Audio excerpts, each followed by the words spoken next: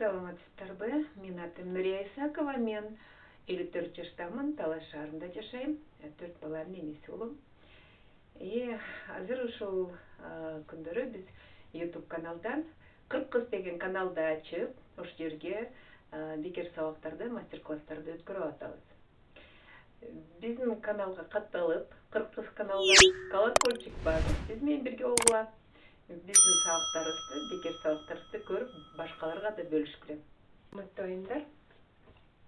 Азыр биз болсо 50 размер черми, айымга ылайыктуу чермидин мына шаблонун тарттым. Бул шаблонду кантип тартыш керек, өзүнчө бир видео чыгат. Бул көрүңүздөрбү, узундугу кандай? Мен столумду полный элеп атат. Өтө узун эмес, чакан эле болот. 100 грамм жүн бияка, 100 грамм нар жагында болот. Буну мен эми жүндү буга куябыз. Полный куюп, мен ошо чермейди кантип жасашты көргөзөм. Моундай жүн алдым. Бул өзүмдүн жүнүм, мериноз жүн. Жайында мен муну боёгом. Чөптөргө боеп туруп, анан ушундай өң кылып, баарын тытып дайындап койгом. Эми ушул жүндү 100 грамм бияка, 100 грамм бияка, анан үстүнө да сүрөт салабыз. Вискоза менен полный куюп, анан кийин ортосуна сыдырма кылган черми болот. Ошонун мастер-классын азыр сиздерге көргөзөбүз. Урматтуу айымдар, бул деген мындай чоң шаблон. 100 грамм жүндү мен полный төшөйм бияка.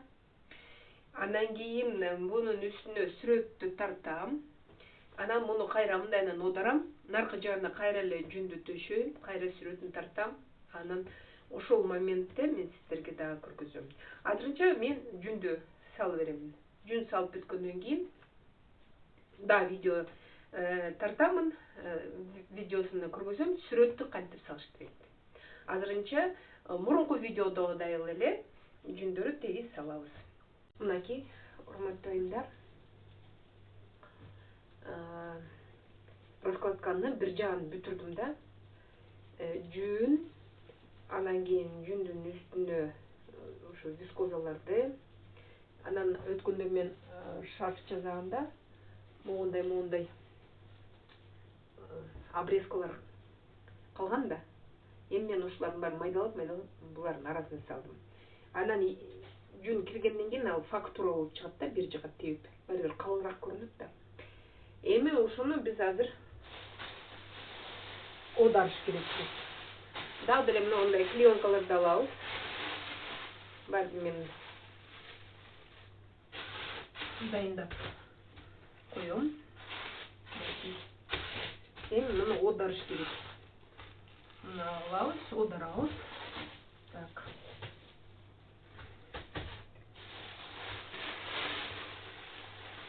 Мындайынан жабабыз.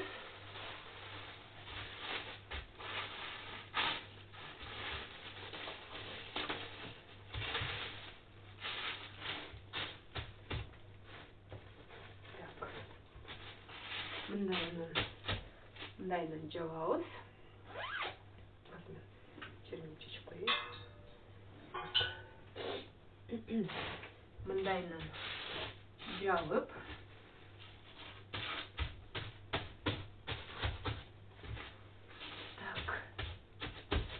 мына жаптык.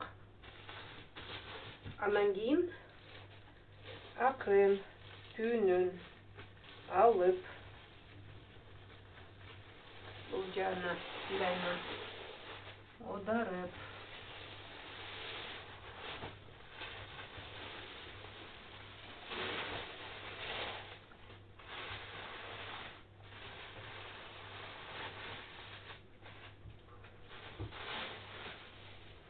одарабыз.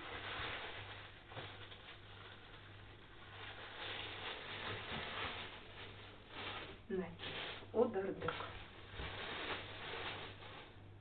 Түздөйбүз биягын. Бул жагын да мынтип түздөйбүз.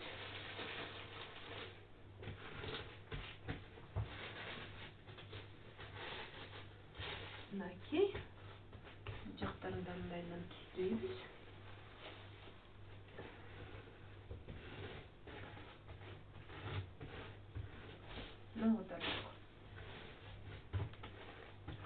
наркы жағына 100 грамм жүнді мен ченегем.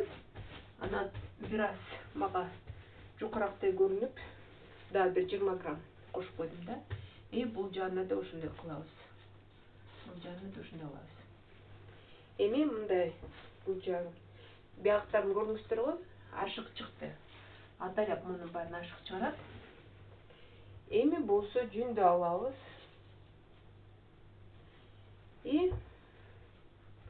Бұл жағына ментіп салып кетебіз. Дайнан әлі. Тұтып әлі қойып кетеріз. Бұның астына мериноз жүн чөптерге бояп қойған. Ошол жүнделе бияққа салып атам. Так. Дайнан салабыз. Тұтып.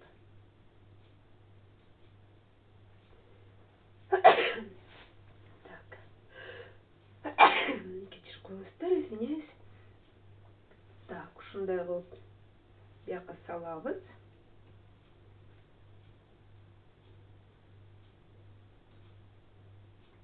Біз бүт ушинтип чет-четтерине салып алабыз. Четтерине салып, мындайынан барын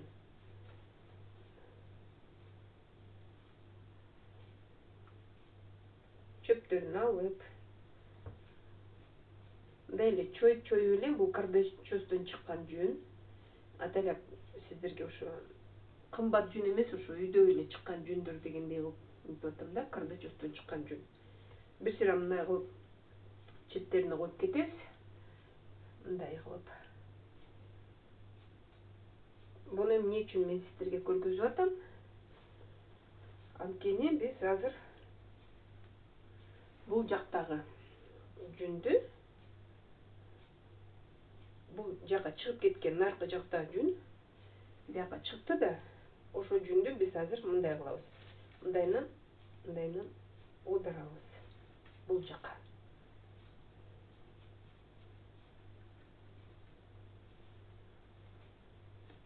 Мына ушинтип бардыгы бияка оодарылат.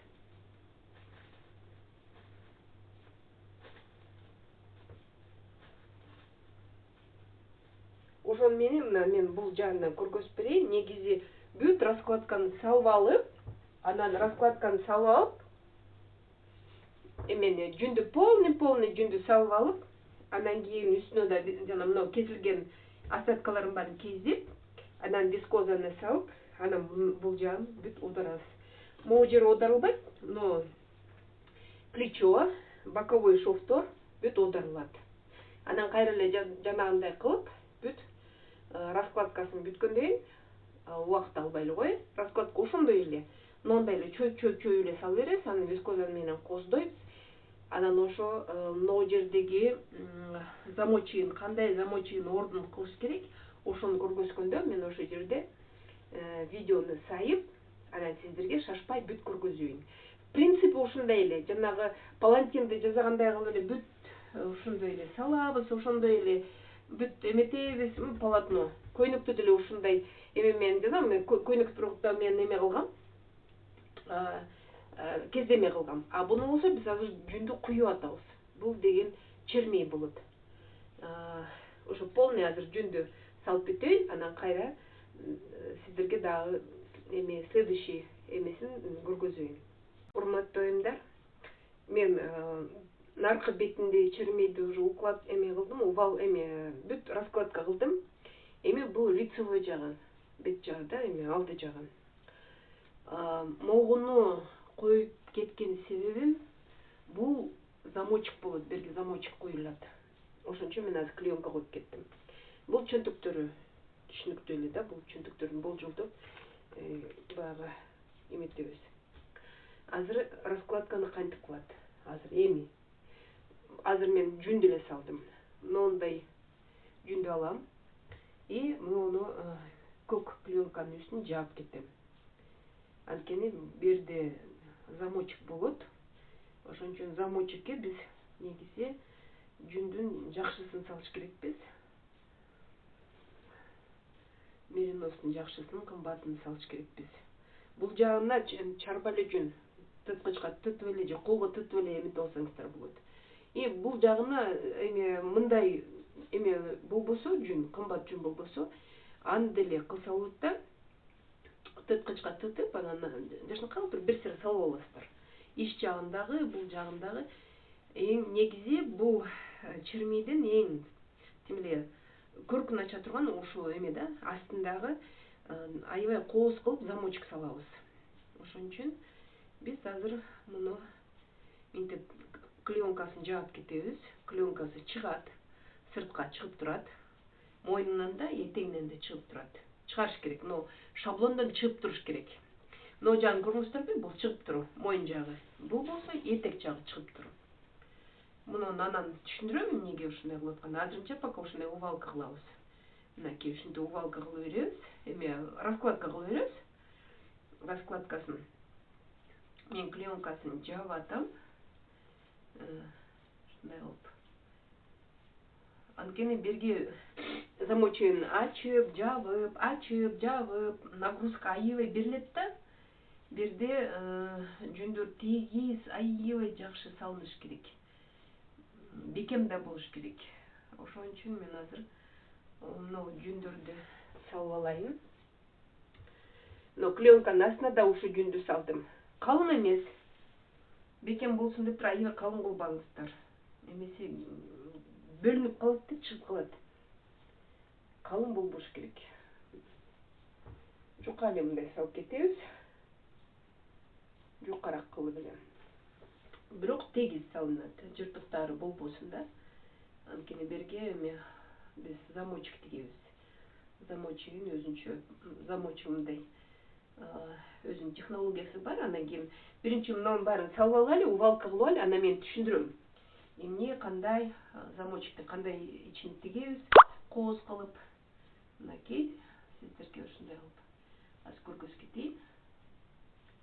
Мынакей.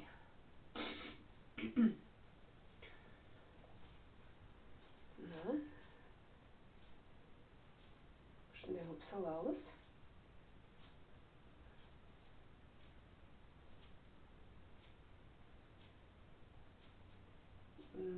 Так, тегиз кылып салып кеттик. Видеону карап туруңуздар аягына чейин. Түшүнүктүү болот, кайсы жерине эмне кеткени. Биана да салып коеюн, бир моюн жагы эмеспи? Тегиз салынсын. Клеенкасы бир сыра мындай жүндүн ичинен мындай көрүнүп тур да. Көрүнүп чыгып тур. Өзүнүн моундай өңүндөгү жүндү бир сыра үстүнө себелеп кетебиз. Бөлүнбөш керек да, берт менен апапак болуп. Бул жүн менен бул жүндүн өңдөрү келишпей калышы мүмкүн да. Ошон үчүн бир сыра себелеп кетебиз. Жашынакай себелеп эметебиз. Так. Мынакей. Бул жүндү мен жууп, анан чөптөргө боегом да. Анан өзүнүн чөбүнүн өңү боелгондон кийин ушундай болуп тур да. Бул дагы мындай ачык, күрөң өң болот.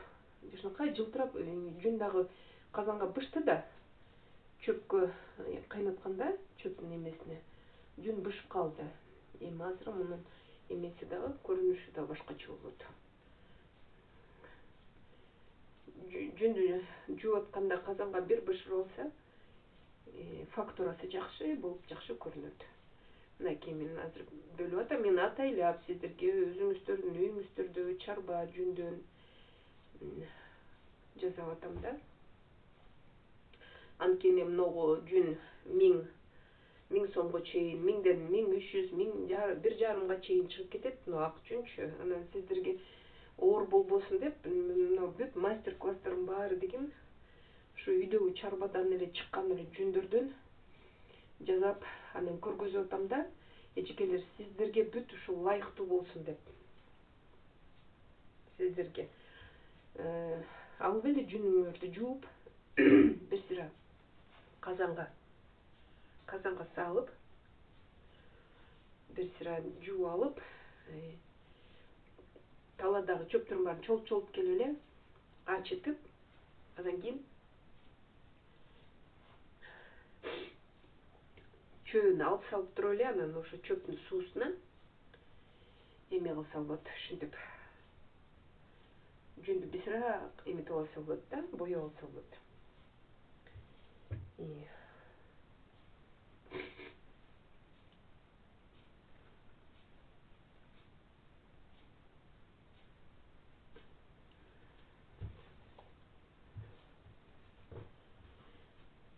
Ушинтип коюп кетесиздер.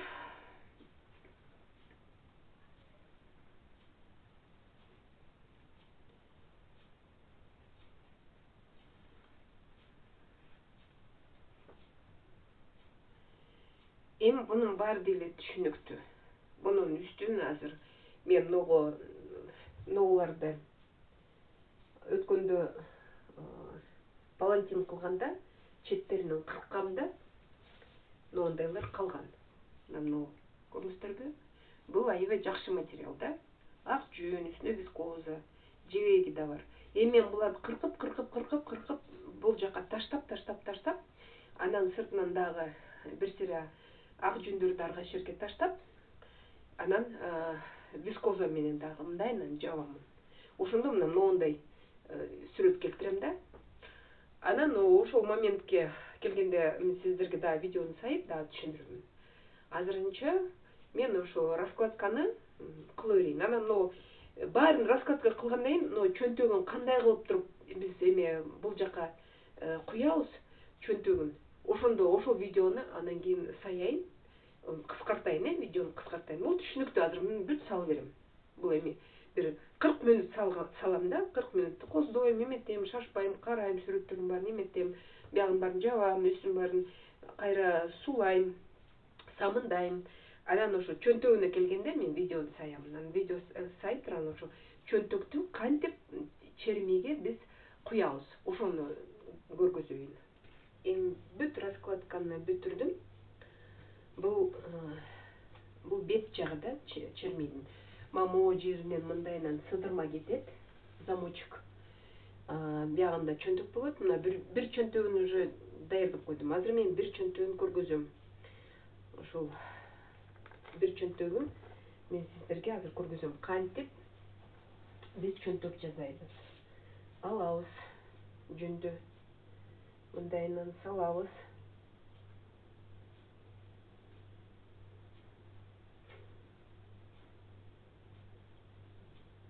Мен ак жүндү алып атам.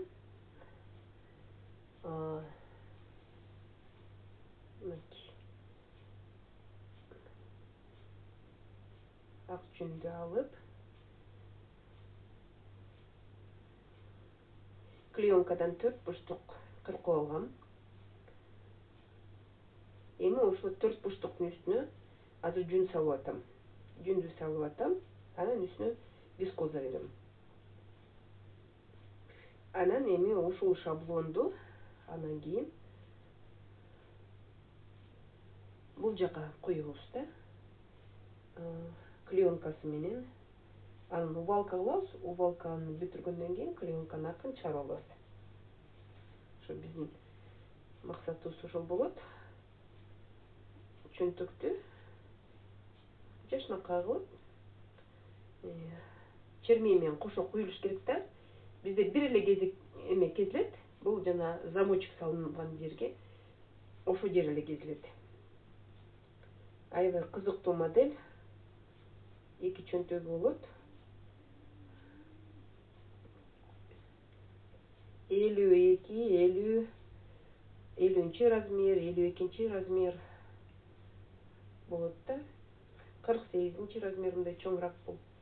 Эми мунун шаблонун дагы көргөзөм, кантип чермейди. Мында чермей аябай чоң көрүнүп атат. Бирок киргенден кийин бул өзүнүн эле размерине келип калат. Меркаларын баарын алып калгам. Анан ошо меркасы менен чермейди чыйнап алабыз. Азырынча жүндү жөн эле салып атабыз да. Жүн салып атабыз. Так. Мынакей вискоза. Башкача өң салып атам, чөнтөктү бирке бөлөйүн деп. Чөнтөк көрүнсүн деп. Мынакей. Biz чөнтөктү 4 бурчтук кылып атабыз. Ар кандай формасын кылса болот. Шаблону 4 бурчтук, эң оңой, эң жеңил. Азыр мен сиздерге көргөзөм кантип кылат. Раскладкасын бүтүрөйүн. Мынакей. Чөнтөгүн бир чөнтөк кылса болот, бир чөнтөгүн өйдү жака, төш жака кылса болот. Бирок мен мындай традиционный эле көрүп калгандай эле чермийдин эки жагына эле эки чөнтөк кылам. Коз да болот. Ичине сотка салып койсоңуздар болот, ичине ачкыч, бирке тыйын салып койсо болот.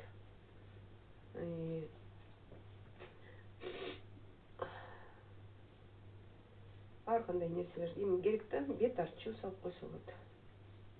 Негизи керек. Мынакей. Кылдык. Бул жетиштүү.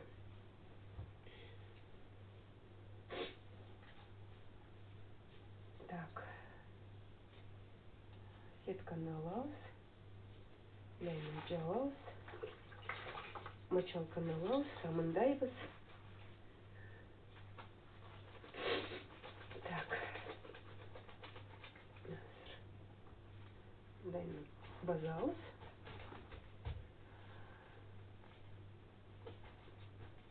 Мынтип базып, суулап, жакшылап. Вискозасы жүнү суу болуш керек. Так. Мындай кылып бүт базабыз. Так.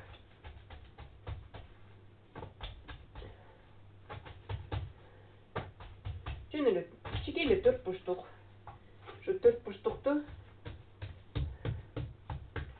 жүн менен вискозаны салабыз. Анан кийин мынакей минтип алабыз. Астында клеенкасы менен кошуп алабыз. Мындайынан кайрып коебуз. Мындайынан бул жагына минтип көрүңүздөрбү? Бул жака бир жагын тегиз кылып, бул кол салган жер. Бүктөйбүз ушинтип. Кол салган жер. Клеенкасы бир аз чыгып турсун, эчтеме болбойт. Эми болсо буну клеенканын үстүнө кылабыз. Мынакей жакшылап карабагыла. Бул жагы клеенканын астында калат, бир жагы. А үч жагы клеенканын үстүнө салынат. Клеенканын үстүнө салынат. Минтип.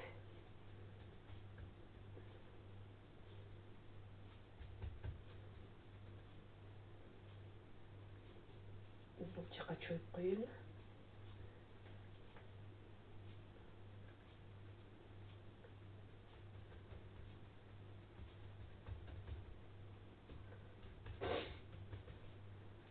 Мынакей жекелер. Бир жагы клеенканын астында калат, үч жагы клеенканын үстүнө болот. Эми болсо бул жака коебуз. Окшош кылып коебуз да, эки чөнтөк бир эмеде болуш керек. Минтип караганда бир нерседе болуш керек. Мындайки бул жака кайрылган жүндөр, вискозалар бул жака жабышат. Ошондо чөнтөк үч жагынан биягына кирет, а бул жагы кирбейт. Бул жагы кол салган жер болот. Бул аябай жакшы эме да, техника, чөнтөк салган. Куюлуп калат ушунака болуп. Эми мына агарган жерлерине мен азыр да вискоза кошом. агарган жерине мындай көк розовый вискоза кошкон. Бул өзү менен өзү болот чөнтөгү. Болду. Эми эжекелер эң кыйын нерсеси бүттү. Бул раскладка. Арт жагында оп-окшош ушундай эле жүн, анан кийин жанагы бирке мындай палантинден калган бирке эмелер бар болчу, кезиктер. Ошолордун баарын кез коздодум. Бул киргенден баары көрүнөт. Анан үстүнөн дагы вискозаны салдым. Жашына калып, арасына кээ бир жерлерине ак жүндөн да салып койдум. Бул кургагандан кийин башка өң берет. Эми мына бул жерине розовый, бул жерине көк эмени вискозаны салым. Анан буну азыр үстүнө клеон эмени сетканы жаап алып туруп, анан кийин мына былчылдаган моундай суу болуп туру. Бул суусун мен азыр азайтамын. Былчылдабаш керек. Суусун бирке баз сыгып азайтам да, анан кийин увалка кылам. Увалка кылып бүткөндөн кийин анан мына клеонкасын чыгарарда мен сиздерге дагы көргөзөм. Принципи мындай эле, абдан оңой эле. Бүт салдык, чөнтөктү салдык. Берге сыдырма жерге эме шаблон салдык. Болду, азыр эми киргизебиз. Эмени бул жүндү эми киргизиш керек да. Биз жүндү куйдук, эми киргизип, ийилеп, жашына калып туруп, муну эми биз чермей кылыш керекпиз да. Эмеден уже кийиз кылыш керекпиз да, мынтип айтканда, кийиз кылыш керекпиз. Анан бул өзү кирип калгандан кийин, кичирейгенден кийин шаблон чыгарып, бул шаблонду ичиндеги клеонка шаблонду чыгарабыз. Анан кийин мен сиздерге дагы бир эмени көргөзөм. Кайерге сыдырманы биз салабыз. Мен бүтүрдүм. Чермейде мына чөнтөктөрү, бул полностью эмеси бүттү, кургады. Анан мен сиздерге айтып элем го. Мына клеонканы биз бияка салганбыз. Не себептен салдык? Бул мындай көрүңүздөр. Бул жаанда клеонка болгон жерде мынакей линейка кирип,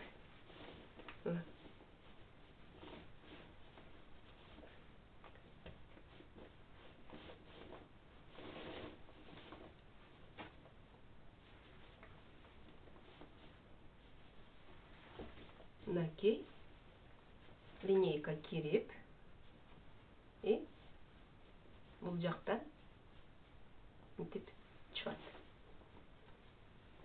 Мен уштугу жагынан салып турам да, мынакей. Мына линейка кенен кирип, кенен чыгып атат. Мына көрүңүздөрбү? Бул не себептен? Бул азыр мен берди кыркамын. Анткени замочек салам. Акырын караш керек, шашпай.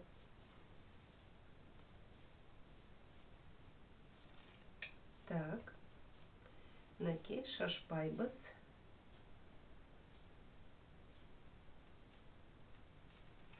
Мынакей шашпайбыз. Давайте мен линейканы салайын, линейка мен көрүнсүн. Кайсы жерин кесиш керек экен. Мынакей. Минтип белгилеп коёюлу. Ортосу болсун. Так. Жылдырабыз.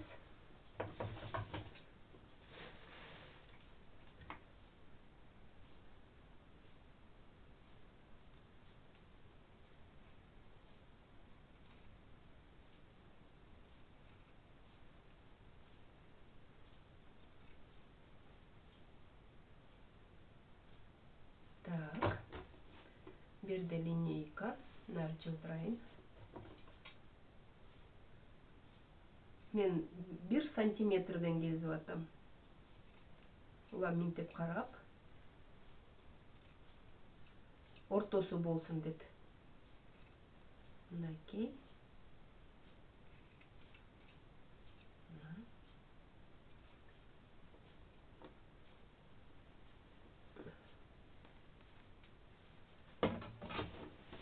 Так.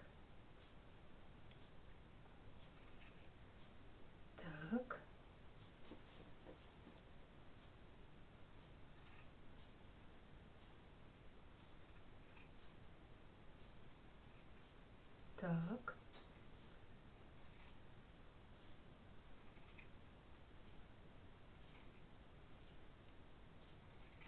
Так. Біткеземіз.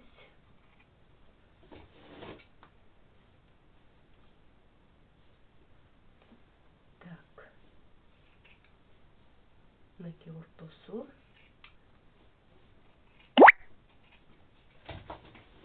Мынакей мен кестім. Эми бул замочекти бул эки кезиктин ортосуна минтип салам.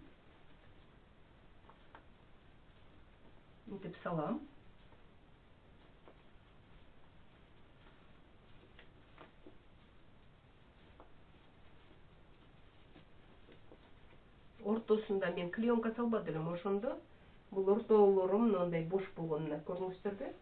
Эми ушунун ичине минтип мен замочек салам.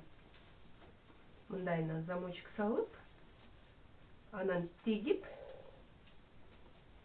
сиздерге кайра видеону сайып көргөзөмүн. Ошондо мындайынан ачылып, замочеги эки жагынан мындай болот да.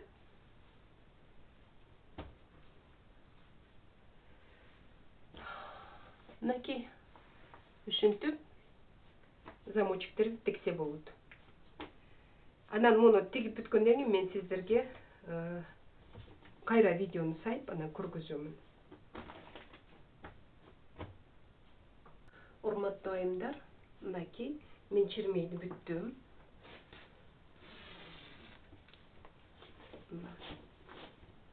Замочеги ачылат.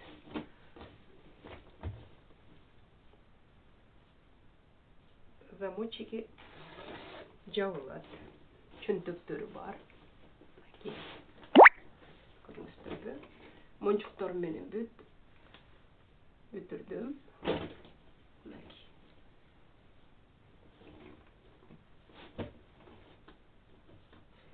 Бүтүн фактурасы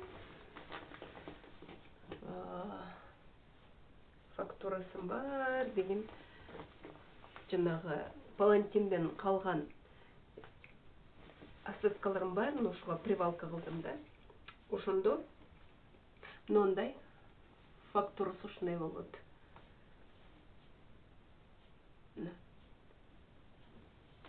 Жеңдердин баарын обработала. Бүт биягын баары куюлган. Биягы дагы куюлган жүндөрү. Бүт полностью. Эми шов только мына жерде да болду. Берге жанагы мындай лентаны салып, ортосу бош болуп калды. Анан мындай кескенден кийин эки жагынан минтип тигилет. Мына кесилгендин ортосуна замочек салынат. Бул абдан жакшы техника. Аккуратный, жакшы техника. Ушинтип чермелер жасасаңыздар болот. Мынакей. Урматтуу айымдар, дагы бир мастер-класс дайын болду. Колдонуңуздар. Ошо техникалар менен мынакей чөнтөгү дагы ушинтип кирет. Замочеги дагы ушундай тигилет. Бул аябай жакшы техника. Тегиз куюлат. Шовтор жок. Колдонуңуздар ушундай техника менен. Үйрөнүңүздөр. Бекер мастер-класс. Биздин YouTube'га жазылыңыздар, колокольчикти басып, подписка кылыңыздар дагы, башкаларга да айтыңыздар. Мынакей сиздерге дагы бир мастер-класс.